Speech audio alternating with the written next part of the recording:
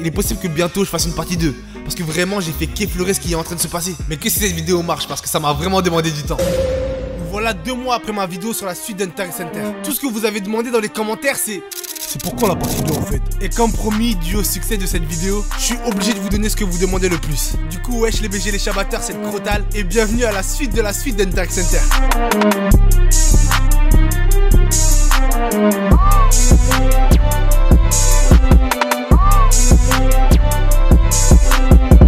Bien sûr, cette vidéo est à visionner que si vous avez regardé la première, dans laquelle je mentionnais que ce genre de concept de vidéo non seulement contenait du spoil, mais aussi était présente soit pour combler la lecture de certains, ou pour vous pousser à aller lire ce chef-d'œuvre. Mais c'est vraiment pas tout. Pour cette vidéo, je serai accompagné d'un youtubeur nommé Lebele, qui fournit un taf monstre mais qui n'a pas la reconnaissance qu'il doit avoir. Comme moi, il touche au manga, mais contrairement à moi, permet à des cases inanimées, avec du temps et de l'acharnement, à prendre vie. Alors n'hésitez pas à aller lui donner de l'assez fort, parce que c'est tout ce qu'il mérite.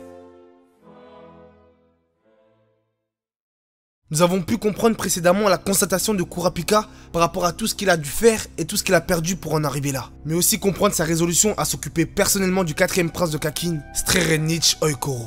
Nous revoilà alors dans la tanière de Beyond, où 2 partisans de ce dernier affirment que tout dépendra de la réponse de Jing s'il souhaite devenir le numéro 2. Ces derniers se mettent en position d'attaque, au cas où si la réponse de Jing vient à leur déplaire. Et c'est alors que Jing leur propose de doubler la prime qui leur a été promis, que ce soit de la main de Pariston ou de Beyond. La confusion commençait à régner dans ce lieu, et un des partisans du fils de Netero demanda si cette somme était réglable en avance. Jing ne se fit pas prier, et après que l'individu lui ait donné ses coordonnées bancaires, lui envoya la somme convenue. Une fois le virement effectué, l'individu partit et dit qu'il reviendrait tout de suite. Après cela, Jing demanda si d'autres personnes voulaient bénéficier de cette offre. L'homme qui l'avait précédemment menacé dit que ça lui était égal que Jing soit le numéro 2, mais qu'il ne souhaite pas obéir à ses ordres, disant ne voulant pas participer à son petit jeu. Mais Jing malgré ça proposa quand même de procéder à un paiement. L'homme dit qu'il n'en voulait pas, mais Jing surenchérit. Il s'énerva et dit qu'il en voulait vraiment pas, et Jing force parce qu'il a envie que le mec l'accepte en tant que numéro 2. Mais l'homme continue de refuser. Le père de Gon demande par la suite si Pariston n'a pas d'objection, ce à quoi Pariston répond aucune. Mais Jing demande son rib au cas où, malgré qu'il sait que le double de 0 équivaut à 0, comprenant ainsi que Pariston est présent gratuitement, ce à quoi Pariston acquiesce. Nous revoilà dans le bâtiment de l'association des Hunters, où Leolio parvient à rentrer en contact avec Kurapika, qui voyage actuellement en voiture avec Misa et Stom. Kurapika demande à Leolio comment se porte Gon, ce à quoi Leolio répond qu'il va bien pour le moment. Par la suite, Leolio demande l'email de Kurapika, mais ce dernier refuse et raccroche. Il remercie Misa et Stom pour les renseignements sur le 4e prince de Kakin. Malgré qu'il doute de son utilité sur le continent caché, dit qu'il ferait de son mieux pour les aider. Ce à quoi Misa et Stom dit savoir tout ça, mais qu'une fois sur le bateau, il pourrait donner la priorité à ses intérêts personnels, mais qu'il aimerait néanmoins qu'il reste prudent, car sa cible reste un prince, fils dont le roi est au cœur de cet événement historique qu'elle a découvert du Dark Continent. Mais dit qu'aussi qu'autour du prince circulent des rumeurs plus qu'inquiétantes. Mais Kurapika répondit que les monstres cachés derrière une apparence humaine, ça le connaissait et que Misa et Stom n'avait pas à s'en faire. Nous revoyons Gon, mais qui bizarrement n'arrive pas à générer son aura. De retour avec Jingfrix, qui explique à 3 membres de l'équipe d'expédition de Beyond que les 5 fléaux ramenés par les 5 pays membres du V5 ont probablement été donnés par le guide en guise d'avertissement. Il leur dit que ces calamités, toutes d'un niveau de dangerosité A, sont largement plus féroces que les fourmis chimères, mais leur explique aussi qu'après cette expédition, à cause du nouveau chemin que Beyond semble vouloir à tout prix prendre, l'humanité pourrait ramener de par sa faute un 6e fléau. Il leur dit que la seule solution pour empêcher que ces calamités éradiquent l'humanité a été de les enfermer ou de prendre des distances avec elles. Il leur révèle aussi que l'humanité a eu grave de la chance de s'être tirée de Papou et Ai, n'ayant fait qu'un nombre de victimes restreint. Après cela, Jing demanda s'il y avait des questions. Et 2 membres avec qui Jing parlait ont eu la même supposition. Si l'humanité prend tous ses risques, c'est qu'il y a bien quelque chose à en tirer. Et Jing leur révéla pourquoi malgré tout ce qui est arrivé, les pays du monde entier s'obstinent à y aller. Un minerai qui, une fois plongé dans l'eau, produit une quantité inépuisable d'électricité. Un seul fragment de ce dernier de la taille d'une bille peut générer 20 000 watts par jour, minerai qu'on peut retrouver dans la chaîne de montagnes vers le nord-est. Et cette chose fait partie d'un grand nombre de merveilles qu'on peut retrouver sur ce continent dit Jing. Ou sinon, si on file plein nord, après avoir parcouru 400 km d'une forêt dense, on tombera sur une ville labyrinthique ancienne où se trouve une plante médicinale qui peut tout guérir. Mais c'est aussi là que Brion, l'arme végétale s'est établie pour protéger la ville. Il y aura eu 11 rescapés de l'expédition de la Confédération d'Oshima. Au sud-est, cette fois-ci, nous pouvons trouver un riz nourrissant une extrême longévité. Mais 99% des personnes qui sont parties à sa recherche ont été dévorées par Elbel avant même d'avoir atteint la rizière, où s'est rendue la division des États-Unis de Saerta. Seulement 2 survivants à cette expédition. La République de Minbo, cette fois-ci, a fait appel à l'association des Hunters pour mettre la main sur l'eau primaire, qui sert de base à toutes sortes de liquides. Mais seules 3 personnes ont survécu et sont revenus les mains vides. Mais il y aurait aussi eu des différends par rapport aux victimes de Hai, étant devenus fous ne pouvant plus être considérés comme humains. Dans les survivants de cette expédition, nous pouvons retrouver Zigzoldik, l'arrière-grand-père de Killua, Lynn hors d'œuvre, une grande hunter reconnue, et le père de Beyond, Isaac Netero. Et d'après ce dernier, là-bas, tout est putain de trop grand. Le roi du Kukanyu, épaulé par Beyond, est parvenu à se rendre là-bas avec Beyond et ramener Métallion, un végétal alchimique. Mais le roi, en se trompant de route, a attrapé l'une des pires maladies, le virus Zobae. 6 personnes dont des hunters sont revenus malades de l'expédition. Et du fait de ce détour, la plante se fana. Après l'agissement de son fils, Netero fit pression sur le V5 afin que le continent caché devienne un sujet tabou pour le monde entier, dont l'association des hunters. Et Jing, d'un ton humoristique, leur demanda s'ils étaient toujours chauds pour y aller. Le membre qui avait précédemment reçu l'argent de Jing revint et dit que tout son argent avait été dépensé pour les frais hospitaliers de sa sœur. Plus précisément, il a carrément sauvé l'hôpital de la faillite pour sauver sa sœur. Tu vois ce mec, il est vraiment trop chaud. Et remercia par la suite Jing en le désignant comme nouveau numéro 2, disant que où il ira, lui aussi irait. Et Jing, maintenant sachant ça, il proclama qu'il ne pouvait pas le laisser mourir. Et dit qu'en cas de succès de la mission, il pourra malgré tout bénéficier de la prime que Beyond doit lui donner. En gros, double bénéf là. Non seulement il va se faire protéger par Jing sur le Dark Continent, après avoir reçu le double de sa paye de base en avance, il pourra toujours prendre après la mission l'argent de Beyond. Non mais excusez-moi, là c'est même triple stonks. L'un des nouveaux collègues de Jing demande comment le V5 était-il au courant de toutes ces informations, de où se situait telle plante et de quels risques il pouvait encourir, et demanda s'il n'y avait pas des pionniers dont nous ignorons l'existence. Ce à quoi Jing répondit qu'en effet, les idiots ont toujours existé, et d'il y a ça 300 ans, l'un d'eux est parti explorer seul la côte de Mobius et a raconté à travers 2 ouvrages les récits qui lui sont arrivés sur le Dark Continent et dit que seul celui de l'Est a été retrouvé, actuellement entre les mains du V5. Plus précisément, les mains de lui là, lui. Aux dépens de celui de l'Ouest qui reste introuvable. Selon Jing, 3 raisons sont dues à cela. Soit le livre est juste bien caché à un endroit précis, soit l'auteur a renoncé à l'écrire et du coup il n'existe pas, ou soit, dernière raison, il est toujours en train d'être écrit. Mais les interlocuteurs disent que ça fait plus de 300 ans, mais comprennent aussi qu'avec les plantes qui y poussent là-bas, la mort peut être inexistante, notamment en pensant à l'herbe qui guérit tout, ou sinon au riz qui allonge la vie. Mais par la suite, Jing donna le nom de l'auteur, souriant en le disant car ayant un petit lien de parenté. En effet, le nom de l'auteur est ni plus ni moins que Don Fricks.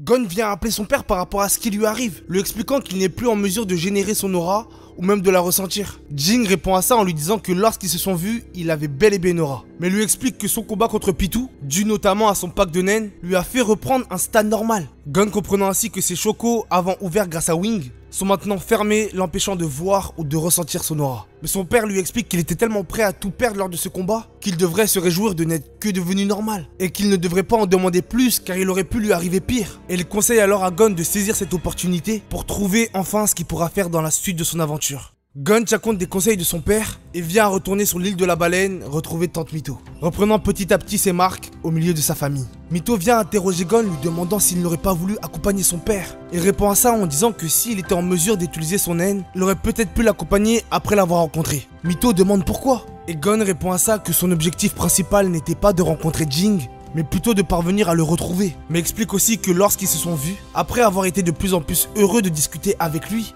a compris qu'il ne voyait vraiment pas Jing comme son père, mais plus comme un oncle incroyable dont tout le monde lui parlait depuis longtemps. Mito disant que ça l'étonnait pas car Jing n'a aucune des qualités pour être un bon père. Mais Gon ajoutant que lui et Jing se ressemblaient très fortement, et donc lui aussi n'a pas les qualités pour être un bon fils. Mito déconcerté essayant de rassurer Gon, mais ce dernier ajouta que c'était une blague. Mais ajoute aussi que s'il aurait voulu rester avec lui, ce ne serait même pas parce que Jing est son père, mais plus pour voir et comprendre la force de ce dernier. Chose impossible lorsqu'on redevient normal. Mito se lève et part pour revenir avec des tonnes de bouquins, disant que maintenant que Gon est redevenu normal, il est enfin temps de revenir dans la réalité, lui présentant tous les papiers administratifs qu'il va devoir remplir. Bonne chance mon frérot, on n'est pas ensemble. Jing revient de l'appel qu'il a eu avec Gon et un des membres de l'équipe de Beyond lui informe qu'ils ont parlé en son absence. Ils disent que vu que Pariston lui a accordé le droit d'être le nouveau numéro 2, ils n'ont pas d'objection à ce qu'il soit en dessous de Beyond. Cependant, au sein même de l'équipe d'expédition, deux clans se sont formés. D'un côté ceux qui refusent l'argent que Jing leur propose et de l'autre ceux qui l'acceptent. Et donc, afin d'éviter toute situation chaotique, ils ont décidé que personne ne suivra les ordres de Jing avant que tout le groupe soit réuni afin de savoir de qui prend ou prend pas l'argent. Mais l'individu précédemment menacé par Jing s'énonça en disant que même nous tous réunis, on pouvait pas le battre. Et du coup il faudrait cesser cette mascarade et avouer qu'il est fait pour ce poste. Mais Jing l'interrompt en disant que ceci est peut-être vrai, mais que chacun d'entre eux ici a son utilité et possède des capacités que sûrement lui ne possède pas. Mais Pariston, dans ses pensées, commence à comprendre que lui et Jing ont des philosophies similaires. Mais comprend aussi que plus il se voit des similarités avec lui, et plus il vient à le détester, ressentant pour la première fois de la haine pour quelqu'un. Et pendant que Jing demande à ses semi-nouveaux collègues de faire passer le message sur l'avancement de la prime, nous entendons les pensées de Pariston qui trouve ça excitant de vouer cette haine, mais se demandant de que va-t-il faire de quelqu'un qu'il déteste à ce point. Et alors, sans que ce soit un ordre bien sûr, un des membres de l'équipe envoya le message de Jing à tout le monde. Mais nous apprenons aussi grâce aux pensées d'un des membres que Beyond a promis 1,5 milliard pour chaque partisan actif. Mais par contre, ceux servant dans la recherche n'empocheront que 200 millions. Et du fait que Jing double ces sommes déjà astronomiques, nous permettent de comprendre que la fortune des Top Hunters est considérable.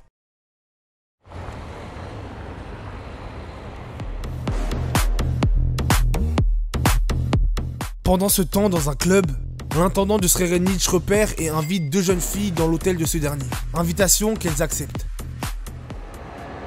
Lorsqu'elles arrivent à l'hôtel, tous deux sont émerveillés par le prince, lui demandant s'il vit tout seul dans ce grand palace. Le prince répond à ça qu'il ne s'en sert jamais vraiment seul et demande aux jeunes filles de commencer à lui parler d'elle. Puis la porte se ferma.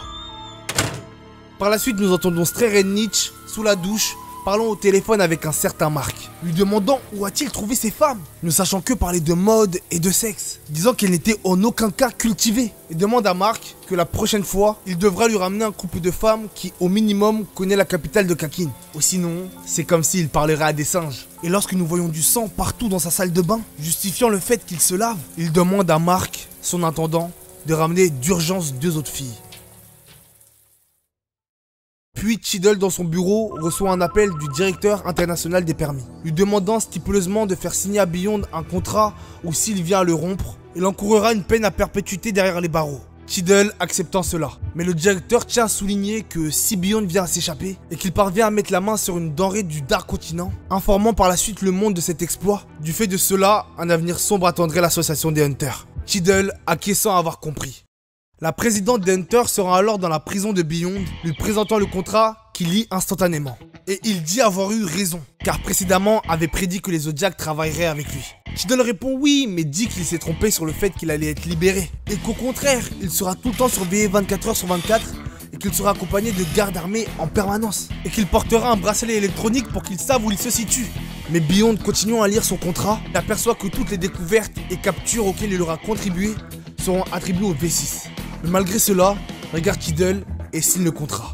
Et tout en lâchant le stylo, dit qu'il lui reste 3 points à régler.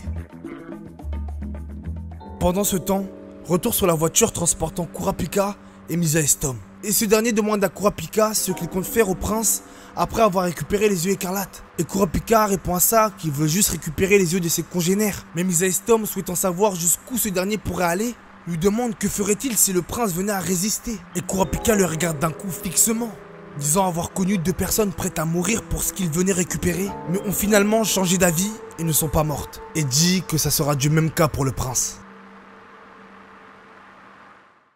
Kurapika et Misa Estom atteignent le bureau de l'association des Hunters, accueillis par le nouveau Zodiac du Sanglier qui est devenu Leolio et le président des Hunters, qui invite le Zodiac du Rat qui est maintenant Kurapika et Leolio à rejoindre la réunion.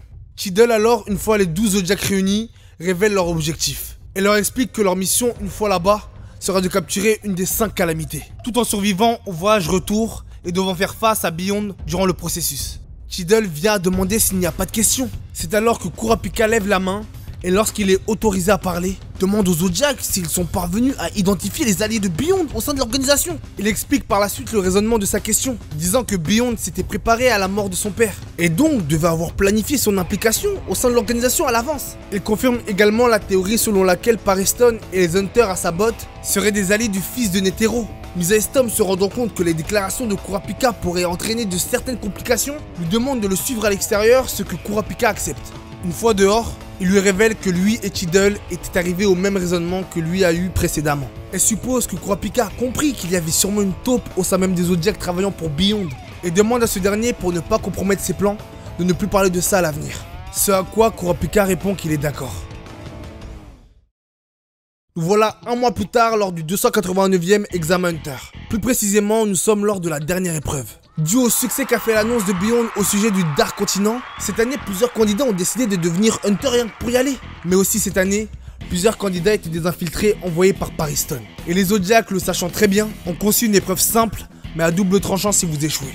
Plutôt, si vous mentez. Cheadle alors pour l'épreuve demande aux candidats de dire devant une caméra s'ils étaient au courant de l'expédition qu'organise Beyond Netero. Et si oui, ils devraient révéler comment ils ont eu ces informations et comment ils expliqueraient au mieux le Dark Continent à une personne qui ne le connaît pas. Et pour déceler ceux qui disent du vrai et du faux, dans une autre pièce, Kurapika, accompagné de Misa et Stom, vérifie à l'aide d'un ordinateur ce que chaque candidat dit et décèle les menteurs grâce à la dosing chain de Kurapika. Mais ce dernier commence à repérer des cas qui commencent à être récurrents. Bien sûr, il y a les menteurs et ceux ne sachant vraiment pas qu'est-ce que le Dark Continent, mais il y a aussi ceux mélangeant la vérité avec des mensonges, mais aussi ceux cachant des informations extrêmement importantes. Une fois la phase de recherche terminée, Misa et Stom dit à Kurapika que contrairement à ce qu'il a dit, il se révèle être très utile. Mais ce dernier dit modestement qu'ils ont bien certes fait tomber grand nombre d'espions, rien ne peut leur dire qu'il en reste aucun, même pas la chaîne de Kurapika. Misa et Stom demande à Kurapika s'il y a bien un risque concret à ce que ce soit le cas. Et le Zodiac du rat révèle au Zodiac de la vache qu'il ne connaît pas tous les tenants et aboutissants de sa capacité. Elle lui révèle que Dosing Chain, qui de base ne peut être qu'utilisé devant une personne physique, grâce à Emperor Time qui active ses pupilles écarlates, et de ce fait augmente toutes ses capacités à 100%, permet à la Dosing Chain de pouvoir être utilisée sur des images ou des vidéos de personnes que Kurapika a déjà vues. Mais explique que cette capacité a ses limites et qu'elle ne peut pas être utilisée sur une personne manipulée pour perdre la mémoire, donc l'empêchant de savoir si l'individu ment ou pas, chose qui a sûrement été fait chez l'ennemi. Revenons sur la situation de Jing, un mois après sa venue chez les membres de Beyond. Nous retrouvons ce dernier en train de leur faire une démonstration de ses capacités à travers un tour se nommant le Pimplay, jeu où les adversaires doivent à partir de leur naine faire apparaître le plus de verrues, jouant avec leur forme et leur vitesse de déplacement. Ce jeu précédemment demandé par Usamen, mais après avoir reconnu le talent de Jing, s'est barré de ouf. Pendant que les autres membres essayent de maîtriser l'astuce, Curly, ouais c'est ce binoclard, défie lui aussi Jing dans une correspondance de vocabulaire dans une langue ancienne nommée le Capé. Mais se fait laminer et lui à son tour, un mois après, reconnaît que Jing est réellement le numéro 2. Et lui demande dans la foulée s'il peut lui donner l'argent aussi. Pariston se présente soudainement et annonce que l'examen Hunter vient tout juste de se terminer. Et affirme à Jing que tous les hommes qu'il a envoyés se sont fait recaler. Il reconnaît là le talent de son successeur à la place du Zodiac du rat, c'est-à-dire Kurapika. C'est alors qu'un individu suivi de 2 personnes arrive. Pariston demande si Jing connaît Muer, et Jing répondit que oui. Muer s'installe et révèle que le remplaçant de Pariston arrive à lire dans les pensées. Et après avoir pressenti ça, il n'avait même pas besoin d'attendre les résultats pour comprendre qu'il n'était pas admis. Par la suite, il s'interroge du fait que Jing reste ici alors qu'il est du côté de l'association. Mais Jing le corrige et rectifie que pour le voyage, il est comme libre. Et que en fait, il est plutôt du côté de Beyond. Il déclare ensuite que ses objectifs sont d'aider le fils de Netero, mais d'arrêter Pariston, disant qu'il possède un amour perverti et qu'il n'a aucun principe. Il demande alors à Muer si ses plans lui conviennent et il répond non. Usamen essaie de calmer les tensions en disant que Jing a été l'une de ses pires rencontres. Mais après plusieurs jours d'observation de ce dernier, constate qu'ils ont réellement besoin de lui. Mais c'est alors que des participants à l'examen Hunter envoyés par Beyond reviennent et disent que les seuls ordres qu'ils écouteront sont ceux du fils de Netero. Et laisse à Pariston et à Jing 2 propositions. Proposition où l'un d'eux partira. Mais Jing l'interrompt en disant qu'il y a en fait 3 possibilités. Mais Pariston interrompt Jing pour dire qu'en fait il y en a 4. La troisième c'est soit eux partent d'ici, et la quatrième, soit ils meurent. Survient une phase de combat où les opposants à Jing et à Pariston font apparaître grâce à leur naine des armes à feu, avec lesquelles ils tirent sur ces derniers. Jing et Pariston s'enfuient dans les sous-sols de la résidence de Beyond, pourchassés par les hommes de main de Muer. Après être parvenus à les distancer, Jing affirme qu'ils ont un mauvais caractère pour tirer sur les gens comme ça. Mais compliment que Pariston lui retourne. Et pendant que leurs adversaires les recherchent, Jing constate que le nen qu'ils pratiquent se fait à base d'émission et de matérialisation. Et révèle que ça sera du gâteau. Sur le point d'utiliser son nen, Pariston lui demande si ça ne le dérange pas s'il le voit à l'action. Jin répond que absolument pas et attaque.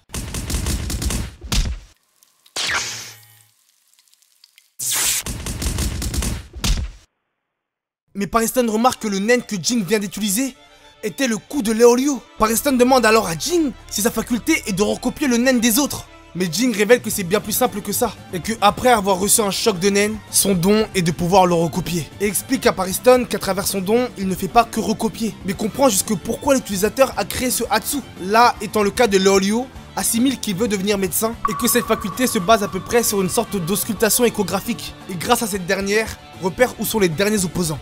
Et explique aussi que le Hatsu du nouveau Zodiac du Sanglier était même plus discret que le N. Puis Jin, encore une fois avec le nen de Leolio, pulvérise littéralement tout ce qui reste. Puis lorsqu'il comprend que personne d'autre n'arrivera, révèle à Pariston qu'il sait que cette attaque a été organisée par lui. Et lui dit que la prochaine fois qu'il voudra voir ses capacités, qu'il vienne de lui-même et qu'il arrête de lui envoyer ses larbins. Mais malgré que c'était un plaisir de jouer à son petit jeu. Puis lorsqu'il remonte à l'étage, nous voyons Pariston fixant Jin.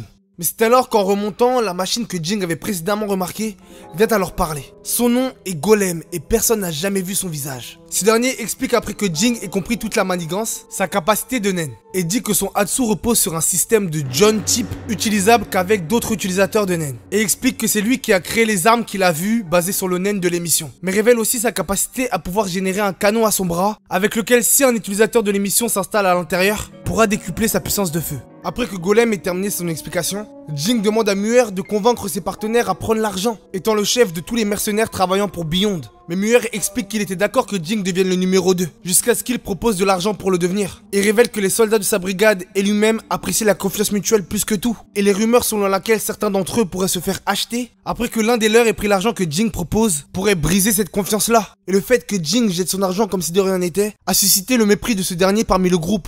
Muer demande alors à Jin de s'expliquer, mais le Top Hunter ne peut rien dire à part qu'il est désolé. Et au lieu de leur donner l'argent, il révèle qu'il va la donner à une œuvre caritative venant en aide aux militaires. Et du fait de ce don, Jin deviendra automatiquement un soldat qui devra obligatoirement écouter les ordres de Muer. Muer accepte et le reconnaît comme le nouveau numéro 2.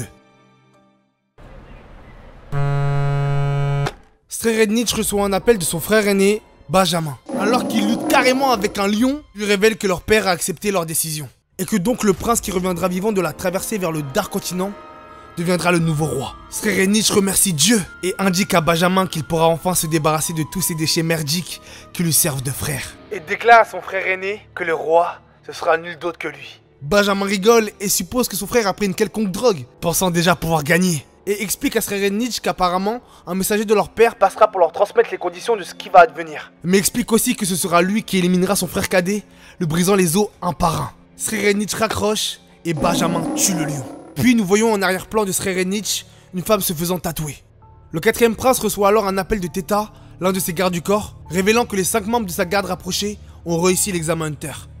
De retour à l'association des Hunters, où Misaistom explique aux Zodiacs du rat que les relations entre les Zodiacs est très complexe, et que savoir qui est le traître parmi eux serait très compliqué. Et c'est lorsque Kurapika propose son aide que le Zodiac de la vache décide de mettre en route son plan, dans lequel il réunit tous les cadres, hormis Leolio et Kurapika, et demande aux Zodiacs lors de cette réunion de tous dévoiler leur pouvoir, mais indique de faire très attention à leurs décisions, car parmi eux se tient un allié de Beyond. C'est alors que Kurapika, à travers la caméra placée dans la pièce, et grâce à sa dosing chain mêlée à l'Emperor Time, qu'il découvre que la taupe est nul d'autre que Sayu, Zodiac du singe. C'est alors que nous voyons Srerednich recevant le dit envoyé du roi, censé lui expliquer les conditions de cette guerre de succession. Mais bizarrement, au mur, derrière le 4e prince, nous voyons le corps de la femme précédemment tatouée, décapité et amputé de tous ses membres. C'est alors que l'invité de Srerednich ouvre la boîte avec laquelle il est venu, le présentant la jarre royale, déclencheur de la guerre de succession à venir. Et lui demande après qu'il ait mis une goutte de son sang à l'intérieur, d'y mettre sa main. Par la suite, il nous a expliqué que le roi de Kakin possède 8 épouses officielles et 14 enfants reconnus. Mais il nous est aussi indiqué qu'il n'y a pas de hiérarchie entre les épouses et que le genre de l'héritier n'influence pas la succession. Ainsi, tous les enfants portent le titre de prince suivi de leur numéro de naissance. Puis les enfants du roi de Kakin, Oikoro, nous sont montrés. Prince numéro 1, Benjamin, mère, Unma.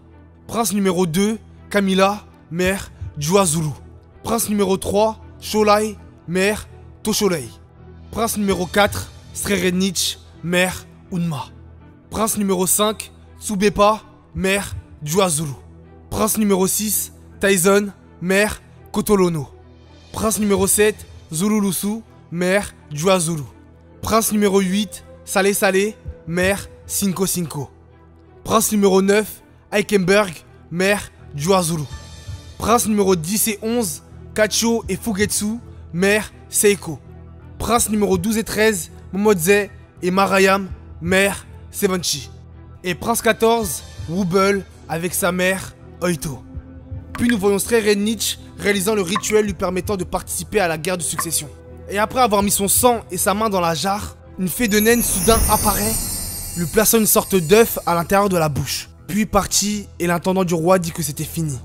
Étonné, Srerenich demande si c'était un rituel ou quelque chose dans le genre. L'envoyé du roi lui répond que tout à fait, et qu'il s'agit du rituel de l'œuf effectué de génération en génération dans la famille royale de Kakin. Et d'après certaines croyances, après que le successeur ait placé son sang dans la jarre, son désir d'accéder au trône se transforme en naine et lui confère ainsi des pouvoirs spéciaux. Nous nous retrouvons alors avec le roi actuel de Kakin, nous expliquant que pour chaque succession, cette jarre créée par le premier roi de Kakin a été utilisée. Et révèle qu'après que les héritiers aient chacun pris l'œuf, une bête prenant la forme de celui qui l'accueille protégera son hôte et lui permettra ainsi d'accéder au trône. Kurapika vient alors à parler avec Misa Storm au sujet de la traîtrise de Sayu, discutant du fait de son pouvoir qui est de priver grâce à 3 singes de l'ouïe, la vue et la parole. Et disent qu'il serait mieux d'arrêter le zodiaque du singe lors de la traversée avant d'arriver sur le Dark Continent, afin qu'il puisse éviter de libérer Beyond. Mais par la suite de cela, Kurapika est informé que certains princes sont engagés des Hunters pour leur garde rapprochée. Kurapika, pour l'aider dans sa quête de récupération des yeux de son clan, fait appel à différents hunters qu'on a déjà pu apercevoir. Il y a tout d'abord Basho, faisant partie du clan Nostrad dans lequel Kurapika était, mais aussi Hanzo, ninja faisant partie de la promotion de l'examen hunter du zodiaque du rat, Senritsu qu'il a aussi rencontré dans le clan Nostrad, Izunabi avec qui il entretient une relation maître-élève qui a pu lui enseigner le nen, et pour finir Biscuit, présenté par le biais de Killua. Si les princes souhaitent engager des hunters pour leur garde rapprochée, ils disent tous que cela est bizarre et que ça implique forcément quelque chose qui s'est passé au palais. Mais qu'aussi, parmi ces 6 princes, impossible de tomber sur le premier prince et le 4e, disant qu'étant des vétérans, ils ont forcément une garde rapprochée attitrée. Mais Kurapika leur explique que son seul but est Srerenich Oikoro, et dans ce voyage, ils devront lui permettre de l'approcher le plus possible. Et explique que si lors de la fête de la veille du voyage, il parvient à lui serrer la main ou même le toucher, suite à ça, vu que la mission a été accomplie, il pourrait partir, ça ne le dérangerait pas. Mais Biscuit l'interrompt en disant que s'ils arrivent à être engagés, il y aurait une prime. Mais Kurapika réagit en disant que c'était une interruption inutile, ce qui vient à contrarier Biscuit. Le zodiaque du rat, alors désemparé, se souvient de ce que Killua lui avait dit et comprend qu'il va devoir la shape pour la calmer. C'est alors qu'il lui dit que si Killua ne l'avait pas présenté, il n'aurait jamais engagé une jeune fille douce et fragile comme elle. Surtout qu'il ne voyait pas une princesse dans le rôle d'un garde du corps, ce qui réussit à calmer Biscuit. Vient alors le choix des princes que les hunters devront protéger. Kurapika décèle dans la candidature d'un de ces derniers l'identité d'un des recruteurs. Il voit dans l'une des lettres le 9e prince Alkenberg et dû grâce à sa seule bonne entente avec Srerenich, Kurapika choisit d'être employé par lui.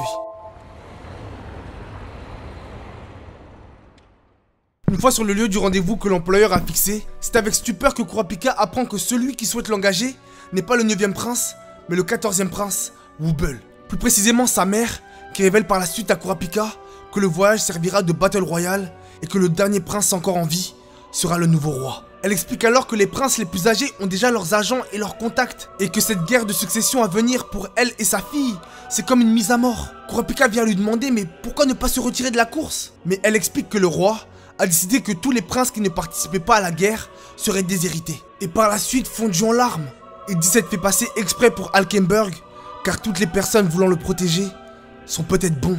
Kurapika alors accepte de la protéger. Elle vient lui proposer de porter sa fille, ce qu'il fit.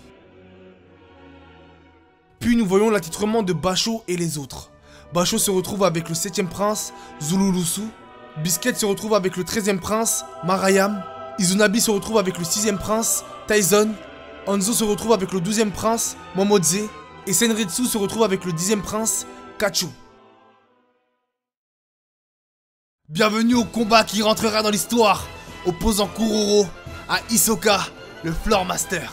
Hisoka a dit que son rêve se réalisait enfin, et que depuis le temps qu'il attendait, il veut un combat sans retenue. Kuroro répond à ça qu'il en avait marre que Hisoka le suive à chaque fois. Et pour que cela s'arrête, il lui dit que cet affrontement sera un combat à mort. La foule est en délire, puis la cloche retentit. Les deux adversaires se foncent directement dessus. Kuroro sort son livre, duquel il sort l'antenne de Charnalk, de son Hatsu Black Voice, avec laquelle il prend possession de l'arbitre. Hisoka voit directement ce que Kuroro souhaite faire et comprend qu'il veut jouer au jeu du chat et de la souris jusqu'à avoir gagné. Kuroro n'attend pas et envoie l'arbitre sur Hisoka. Et Hisoka voit que Lucifer essaie de s'approcher discrètement de lui pour essayer de lui planter une antenne. Le Floor Master de la Tour Céleste n'hésite pas et envoie voltiger l'arbitre avec son pied. Kuroro, voyant cette occasion, essaie de restreindre Hisoka en lui pétant la jambe. Hisoka ayant compris ça, esquive à la seconde près. Terrible erreur, car c'était une feinte de la part de ce dernier. Mais Hisoka, ne manquant pas de ressources, avait collé son bungee gum sur l'arbitre et le fait arriver sur Kuroro à la vitesse maximale. Arbitre que Lucifer arrive à esquiver, puis avec Black Voice, le remet sur pied, se remettant derrière lui pour une nouvelle tentative de manipulation sur Hisoka. Hisoka commence déjà à être amoureux de ce combat et sort ses cartes car comprend qu'il va devoir tuer l'arbitre pour s'échapper de cette situation. Mais au moment où il réussit à le tuer, l'arbitre explose. Un prévu dont il réussit à s'échapper avec son bungee gum est fixé au plafond, voit que Kuroro arrive à utiliser une capacité volée sans que son livre soit ouvert, mais surtout avec ses deux mains. Puis explique au Floor Master comment il compte gagner, mais surtout quel ajout il a fait à sa capacité Skill Hunter.